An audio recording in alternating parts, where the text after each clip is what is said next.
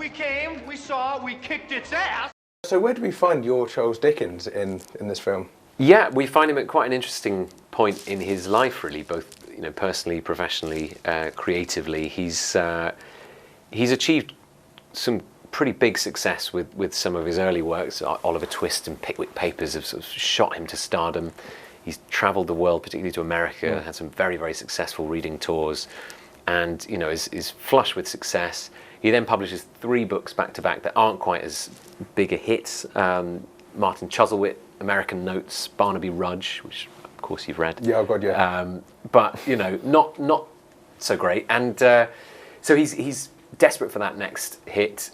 He's got 4 kids, 1 on the way, mounting debt, and for some reason, but we may never understand, he sets himself this impossible deadline of 6 weeks to write a Christmas book that encompasses a lot of the anger and frustration he's feeling about the society that's emerging around him, the rise of rampant industrial capitalism, and also a great love for humanity. I think he's one of our great humanist authors, really, and he finds these amazing universal themes to sort of boil down into this story. And so it's quite an interesting juncture to sort of find him at, and it's just a 6-week slice we take. We don't do the cradle to grave biopic thing. We find him at his beardless. Yeah, I was about to say, we see a Dickens that we haven't really seen before. Yes. A young Dickens without the beard, was kind of looking very young and whip-smart. There was a time where he didn't have that beard, and there's the look that we sort of came up with was based on this 1841 portrait, which does have the sort of the flowing Gene Wilder locks and no beard and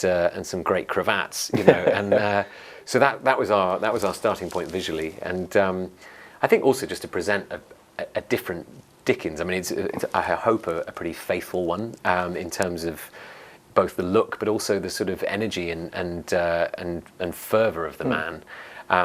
We obviously take some liberties with a couple of historical details, but I wanted to remind people of just how kind of funny and witty and also very dark and dramatic he could be, and what an interesting and complex author and man that makes, really. What's the level of research? Was it purely Muppets Christmas Carol, or was it literally reading every single Dickens book and going, yep? Not every single. I read a lot of the early stuff again. There's a book called Becoming Dickens, which I thought was about the most helpful title an actor about to become Dickens could find, by an English academic called Robert Douglas Fairhurst, which focuses on those early years of ambition and fervour. And it's really in the sort of pre-Oliver Twist era that book focuses on. Also, the annotated Christmas Carol, which, if you have any interest in Christmas Carol, is really, really worth a visit. Okay. There's an American academic who wrote this, and the introduction to that has some beautiful discoveries, letters and diary entries. His daughter talking about finding him in his study, conjuring these characters, manifesting them, pulling these weird faces, making these weird voices, hours on end, not wanting to be disturbed, making just the weirdest sounds coming out of this room. But, he really did have to sort of realise these people. And that's the conceit that we play with in the film, is that they become real. And so these characters that he sees in the street and is inspired by, they come alive in his study, and they start to really haunt him as he's having trouble unpicking the lock of this story. And I've got one final question. You get to flex your action muscles after.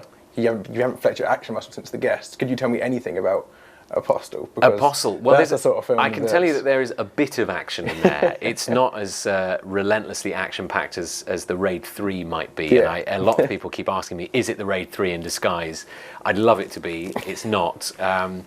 It's really, I hope, a pretty special work. It was a really unique experience, very, very tough shoot, but Gareth Evans is a wonderful filmmaker, the Welsh Tarantino.